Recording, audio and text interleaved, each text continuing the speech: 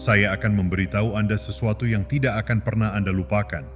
Kemarin, di sebuah kafe kecil yang tenang, saya melihat sesuatu yang menjelaskan mengapa kebanyakan pria tidak terlihat oleh wanita sepanjang hidup mereka.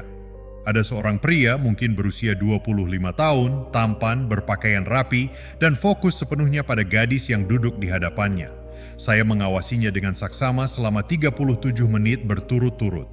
Saya melihatnya mencoba dan gagal dalam setiap gerakan. Dan inilah bagian yang paling mengejutkan. Dia yakin bahwa dia melakukan segalanya dengan benar. Itulah masalahnya. Itu adalah Anda. Karena 99% pria melakukan hal ini, memerankan naskah yang mereka pikir akan berhasil, tanpa pernah menyadari bahwa pikiran mereka telah diprogram untuk kalah di hadapan wanita. Dan hari ini, saya akan menunjukkan cara menulis ulang kode itu. Tapi dengarkan saya dengan jelas, kebanyakan pria tidak akan pernah punya keberanian untuk melakukannya. Inilah ironi yang kejam. Setiap pria menganggap dirinya istimewa karena situasinya berbeda. Dia mengira bahwa karena dia baik hati, berpakaian rapi, atau terkadang dapat membuatnya tertawa, maka dia pantas mendapatkan hasil yang berbeda.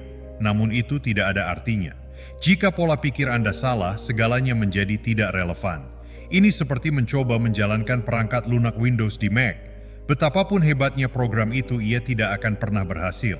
Dan itulah Anda setiap kali berurusan dengan wanita. Jadi izinkan saya menanyakan sesuatu kepada Anda. Berapa kali Anda terlibat dalam percakapan luar biasa dengan seorang wanita, semuanya terasa sempurna, lalu dia menghilang begitu saja? Berapa kali Anda menjadi pria idaman, menjalani setiap langkah sesuai aturan, hanya untuk menyaksikan dia memilih seseorang yang bahkan tidak mencoba?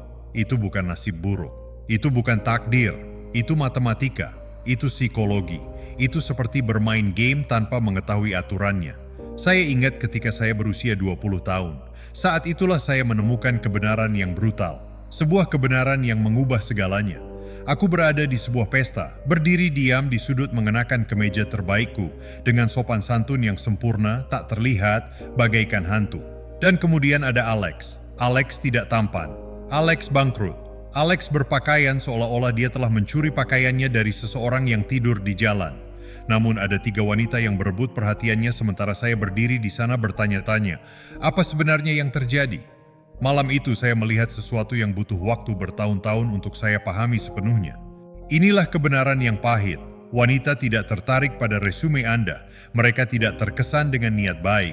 Mereka tidak tertarik pada seberapa besar keinginan Anda untuk mendapatkan persetujuan mereka. Faktanya, semakin Anda menyukai mereka, semakin mereka tidak menginginkan Anda. Itu adalah matematika terbalik. Semakin keras Anda mencoba, semakin cepat Anda gagal. Saya tahu apa yang Anda pikirkan, tetapi itu tidak masuk akal, bukan? Inilah sebabnya mengapa pria gagal 98% dari waktunya karena mereka terus mencoba memecahkan secara rasional apa yang sebenarnya merupakan permainan emosional. Pikirkanlah itu. Perangkat lunak yang mengendalikan pikiran Anda diinstal saat Anda berusia 5 tahun. Ibumu bilang padamu untuk bersikap baik pada gadis-gadis. Gurumu berkata, hormati para wanita. Masyarakat berbisik, istri bahagia, hidup bahagia. Tetapi semua ini tidak ada hubungannya dengan ketertarikan. Anda telah dilatih untuk menjadi sesuatu yang diam-diam tidak diinginkan wanita, seekor anjing golden retriever yang setia. Ketika apa yang sebenarnya mereka idamkan adalah serigala. Bukan serigala yang bermusuhan, bukan serigala yang pemarah, tetapi tetaplah seekor serigala. Otonom, tidak dapat diprediksi, mandiri. Mari saya jelaskan ini. Hal itu menjadi jelas dengan satu pengamatan sederhana. Setiap percakapan Anda dengan seorang wanita penuh dengan apa yang saya sebut titik polaritas, saat-saat di mana Anda meningkatkan atau menurunkan ketegangan emosional. Kebanyakan pria takut pada ketegangan, mereka mencoba untuk menghaluskan segalanya. Dia tampak gelisah. Kamu bercanda, dia menantang Anda tunduk, dia mengujimu, Anda berusaha lebih keras untuk menyenangkannya. Anda sibuk mencoba mendapatkan persetujuannya, terlalu sibuk untuk menyadari bahwa kenyamanan adalah musuh keinginan. Pikirkanlah itu. Kapan terakhir kali Anda bersemangat dengan sesuatu yang dapat diprediksi? Kapan terakhir kali film tanpa konflik membuat Anda terpikat? Tidak pernah. Karena manusia, khususnya wanita, diciptakan untuk mendapatkan rangsangan emosional. Mereka mendambakan tarik-menarik, ambiguitas, ketegangan, tantangan, namun Anda berperilaku seperti buku petunjuk. Halaman pertama, aku menyukaimu. Halaman kedua, aku akan melakukan apa saja untukmu. Halaman ketiga, silakan pilih saya. Dan kesimpulannya membosankan. Sekarang pahamilah saya dengan jelas. Aku tidak menyuruhmu menjadi kejam. Pria bodoh mengira bahwa karena wanita suka kegembiraan, mereka pasti bertingkah seperti orang bodoh. Wanita tidak menyukai pria jahat. Mereka menyukai pria yang mandiri. Lelaki yang memiliki tubuhnya, realitasnya, eksistensinya, dan tidak akan runtuh hanya karena wajah cantiknya muncul. Ironisnya, anak nakal seringkali memiliki kualitas ini hanya karena dia tidak peduli dengan apapun. Namun Anda juga bisa memilikinya tanpa kehilangan kesopanan Anda. Dan itulah kombinasi yang sempurna. Berikut ini adalah contoh praktisnya. Anda bertemu seorang wanita secara daring. Dia menakjubkan. Naluri Anda, tulislah sesuatu yang jenaka, sesuatu yang pintar, sesuatu yang membuktikan bahwa Anda unik. Anda sudah kalah. Mengapa? Karena seluruh pendekatan Anda bergantung pada reaksinya. Anda tidak mengekspresikan diri Anda sendiri. Anda sedang tampil. Anda tidak berbicara. Anda sedang mengikuti audisi. Dan dia dapat mencium baunya seperti hiu mencium bau darah di air. Jadi apa yang harus Anda lakukan? Anda menulis apa yang membuat Anda tertawa. Anda menulis apa yang menghibur Anda. Anda bertindak seolah-olah Anda memiliki 10 pilihan lain dan ini hanyalah satu percakapan lagi. Energi itu, keasyikan itu, kebumian itu adalah yang memecah kebisingan. Itulah yang membuatnya berhenti dan memperhatikan. Disinilah sebagian besar pria gagal. Bahkan ketika mereka memahami ide ini, mereka masih mencoba memalsukannya. Mereka berpura-pura tidak peduli padahal sebenarnya peduli setengah mati di dalam. Mereka merasa beta tetapi mencoba bertindak alfa. Perhatikan, wanita telah memperhatikan perilaku pria sejak mereka masih remaja. Mereka telah mengamati setiap kata, setiap tipu daya, setiap gerakan yang dilakukan pria. Mereka pada dasarnya autentik dan radar mereka lebih tajam daripada detektor kebohongan. Anda tidak bisa memalsukannya. Anda harus menjadi itu. Izinkan saya berbagi cerita dengan Anda. Sekitar 3 tahun lalu saya bertemu dengan seorang wanita, tipe yang membuat Anda mengatur ulang seluruh hari Anda hanya untuk mendapatkan kesempatan bertemu dengannya lagi. Kami sedang berbicara. Segalanya berjalan sempurna sampai dia mengatakan sesuatu yang sangat tidak saya setujui. Saya yang dulu akan mengangguk, tersenyum, dan tetap sopan. Namun kali ini aku menatap matanya dan berkata, itu adalah hal terkonyol yang pernah kudengar sepanjang hari. Pagi ini saya berbicara dengan tetangga saya. Dia yakin burung adalah mata-mata pemerintah. Dia menatapku dengan terkejut, lalu dia tertawa. Lalu dia mencondongkan tubuhnya karena penasaran. Mengapa? Karena semua pria lainnya setuju dengan semua yang dikatakannya. Sayalah orang pertama yang memperlakukannya seperti manusia biasa, bukan seperti dewi yang dipuja-puja. Anda lihat ketika Anda mengangkat seorang wanita terlalu tinggi, Anda memaksanya untuk memandang rendah Anda. Itu fisika, itu geometri. Dia tidak dapat menghormati seseorang yang menyembahnya karena penyembahan menciptakan ketidaksetaraan. Dan wanita tidak dapat merasakan ketertarikan tanpa tantangan. Itu bersifat biologis, sama seperti Anda tidak dapat merasakan hasrat terhadap seseorang yang tidak Anda sukai secara fisik. Dia tidak dapat merasakan hasrat terhadap seseorang yang telah menghapus semua ketegangannya. Dan inilah kesalahan terbesar yang dilakukan pria. Mereka pikir ketertarikan adalah penambahan. Tambahkan lebih banyak pujian, tambahkan lebih banyak tanggal, tambahkan lebih banyak perhatian, tambahkan lebih banyak ketersediaan. Daya tarik adalah pengurangan. Kurangi kehadiran Anda yang konstan. Kurangi kebutuhan Anda untuk mendapatkan balasan instan karena ruang yang Anda ciptakan adalah tempat keinginan dimulai. Ruang kosong itulah yang menariknya. Pikirkan ponsel Anda sekarang. Jika seseorang selalu membalas dengan segera, selalu tersedia, selalu berkata ya, betapa berharganya pesan mereka bagi Anda? Tidak berharga sama sekali. Karena apa yang selalu dapat diakses tidaklah berharga. Ini adalah ekonomi murni, penawaran dan permintaan tinggi. Anda membanjiri pasar dengan diri Anda sendiri. Anda membunuh kelangkaan. Namun ketika seseorang kadang membalas, menghilang di waktu lain, menunjukkan minat di satu saat, dan menarik diri di saat berikutnya, tiba-tiba Anda menatap ponsel Anda bertanya-tanya apa yang sedang mereka lakukan, mengapa mereka tidak menjawab, apa yang sedang terjadi di dunia mereka. Itulah posisi yang seharusnya Anda hadapi. bukan sebaliknya. Dan inilah yang akan terjadi pada kebanyakan pria yang menonton video ini. Mereka akan setuju dengan semua yang saya katakan. Itu akan sangat masuk akal. Anda dapat membuat catatan sebanyak yang Anda inginkan, tetapi ketika Anda bangun besok, program lama Anda akan mengambil alih. Protokol pria baik akan aktif. Anda akan melakukan apa yang selalu Anda lakukan karena mengubahnya memerlukan lebih dari sekadar pemahaman. Itu membutuhkan latihan, kegagalan, perasaan. Itu memerlukan perbaikan. Saya sendiri mengalami hal ini saat pertama kali berinteraksi dengan wanita. Saya gagal dengan indah dengan perspektif baru ini. Saya melakukan koreksi berlebihan. Aku berubah dari terlalu baik menjadi acuh tak acuh sama sekali.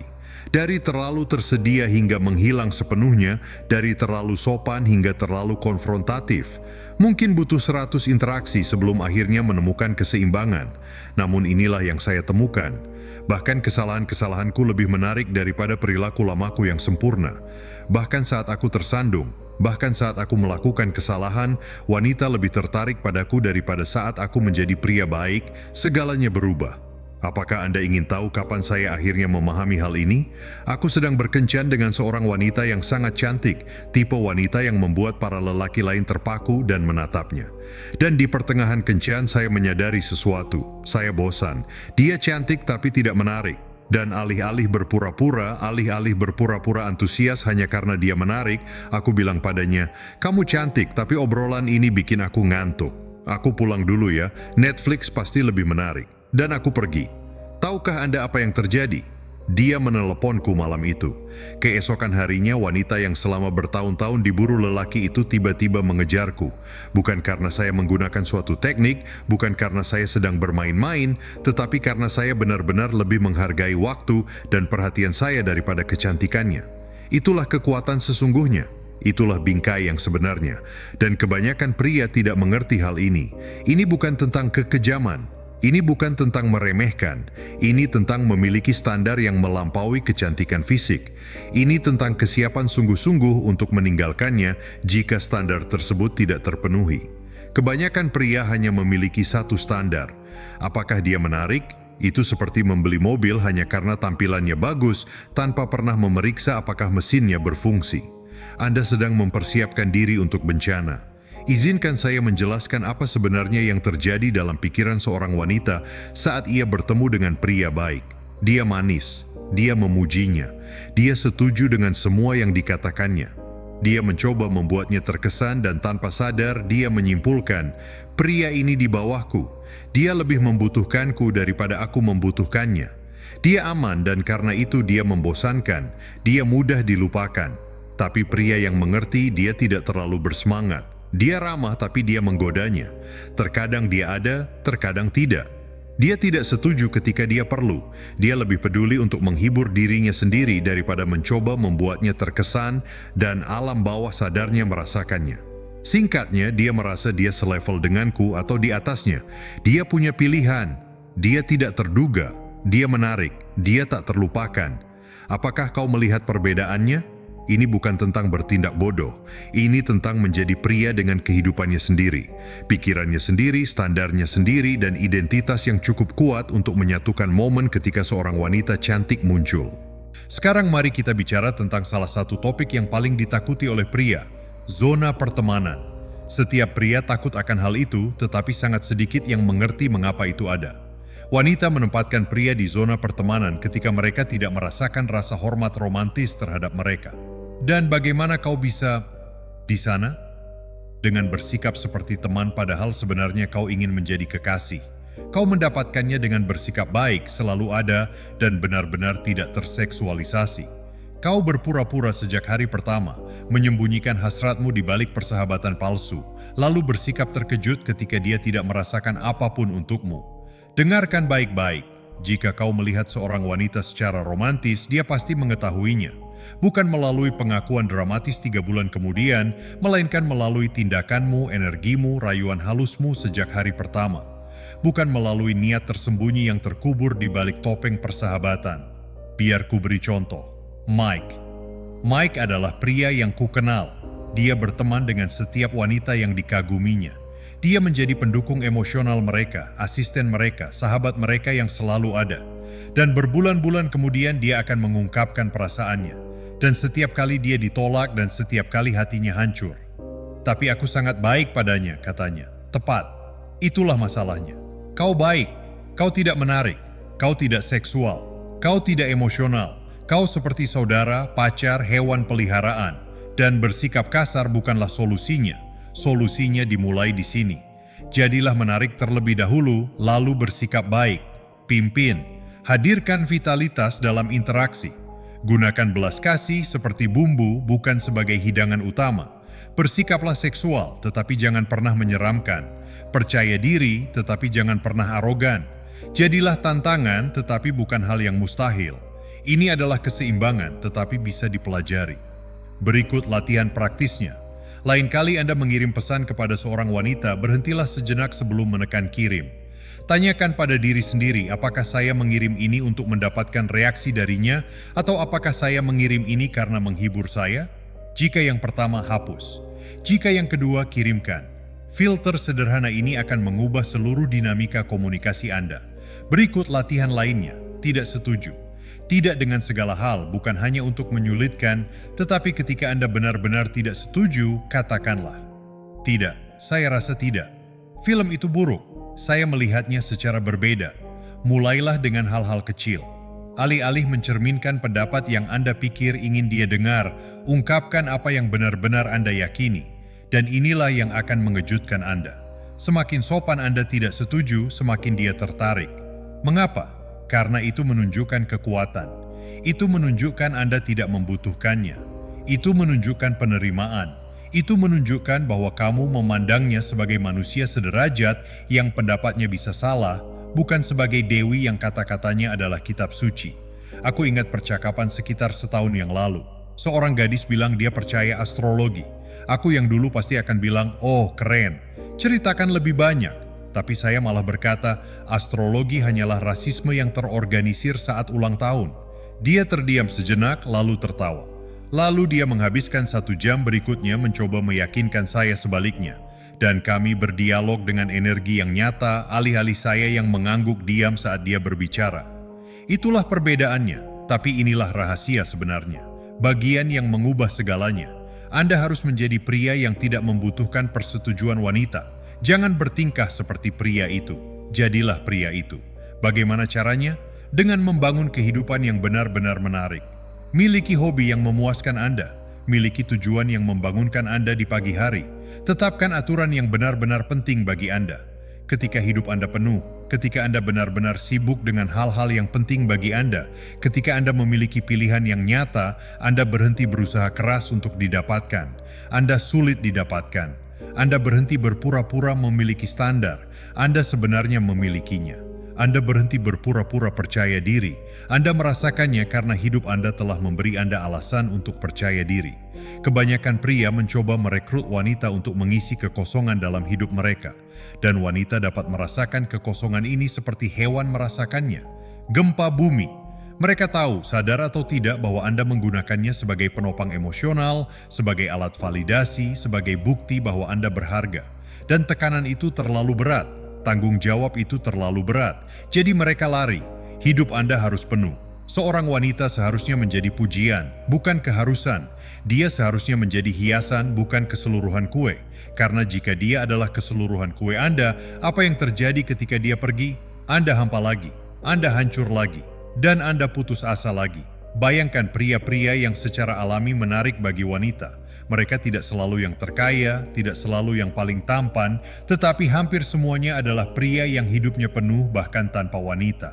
Mereka punya pekerjaan, mereka punya hasrat, mereka punya teman, mereka punya tujuan.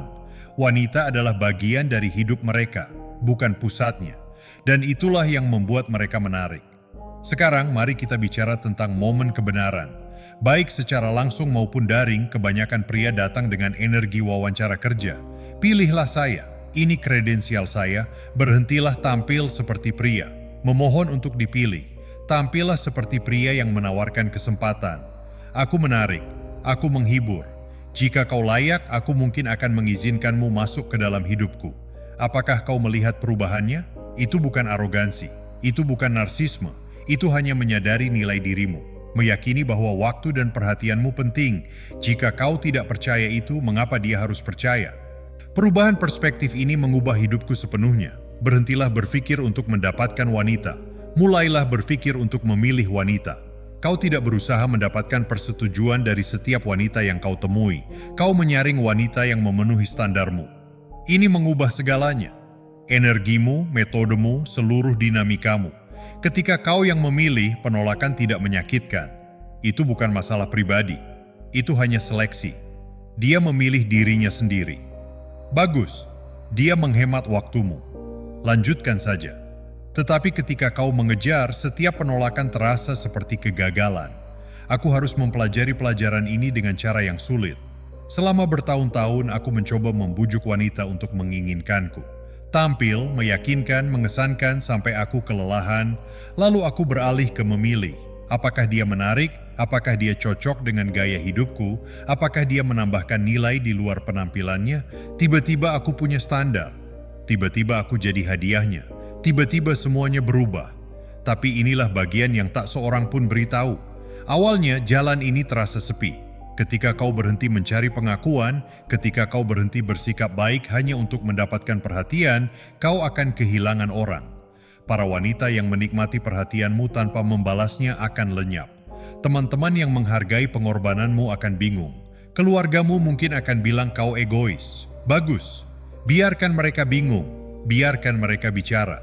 Karena di balik masa singkat dan sepi ini ada sesuatu yang jauh lebih baik.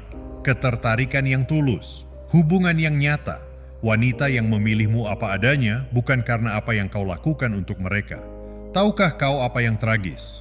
Pria berusia 40-an dan 50-an masih menjalankan program yang sama yang mereka pelajari di usia 15 tahun, masih berusaha bersikap baik sebagai strategi untuk menarik perhatian, dan masih bertanya-tanya mengapa mereka gagal. Jangan jadi pria seperti itu. Lakukan perubahan sekarang. Ya, memang tidak nyaman. Ya, memang menakutkan. Tapi lebih menakutkan untuk tetap sama. Lebih menakutkan untuk mati dengan penyesalan. Semua yang kukatakan dirimu memang benar. Sederhana, tapi tidak mudah. Sederhana karena idenya jelas. Tidak mudah karena kamu harus memprogram ulang pengondisian selama puluhan tahun. Tidak mudah karena kamu harus menghadapi penolakan. Tidak mudah karena kamu harus menjadi seseorang yang baru. Dan dunia akan menolaknya. Teman-temanmu akan menolaknya. Dirimu yang lama akan menolaknya. Tapi inilah janjiku kepadamu. Jika kamu sungguh-sungguh melakukan ini, jika kamu mengubah perspektifmu, jika kamu mempraktikkan apa yang telah kuajari, seluruh duniamu akan berubah. Bukan hanya dengan perempuan, tapi di setiap aspek kehidupan. Karena kepercayaan diri yang datang dari tidak lagi membutuhkan validasi, kekuatan yang datang dari memiliki standar, kebebasan yang datang dari menjadi tulus, hal-hal ini mengubah segalanya. Inilah tugasmu. Tapi inilah kebenarannya. 98% pria tidak akan pernah melakukannya dan 98% akan tetap di tempat mereka selama 30 hari ke depan, 30 tahun ke depan. Jadilah 2%. Latih satu hal. Lepaskan diri dari hasilnya. Dekati perempuan tanpa terpaku pada hasilnya. Lakukan ini dan saksikan seluruh realitasmu berubah. Kirim pesan yang tidak perlu. Kencan tanpa urgensi. Berlatihlah saja. Hadir, tulus, puas dengan diri sendiri. Itulah kuncinya. Itulah bagian yang hilang. Itulah yang membedakan 2% dari yang lain. Tidak ada trik sulap, tidak ada trik, tidak ada teknik, hanya kemampuan untuk menjadi diri sendiri dan membiarkan para wanita memutuskan apakah mereka ingin bergabung dengan dunia Anda, alih-alih Anda mati-matian berusaha bergabung dengan dunia mereka. Dengar, saya mengerti. Video ini mungkin telah menghancurkan semua yang diajarkan kepada Anda. Bagus. Seharusnya begitu karena semua yang telah diajarkan kepada Anda telah membawa Anda ke tempat yang tidak lagi Anda inginkan. Jadi pertanyaannya sederhana. Akankah Anda terus melakukan apa yang tidak pernah berhasil atau akhirnya mencoba sesuatu yang berbeda?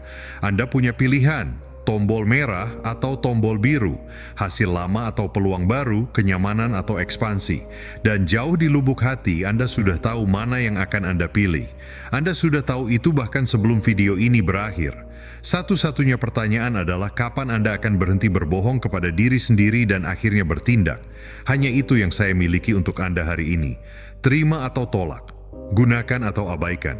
Tapi jangan pernah bilang tidak ada yang mengatakan yang sebenarnya kepada Anda, karena sekarang Anda tidak bisa menghindarinya. Sekarang Anda tahu.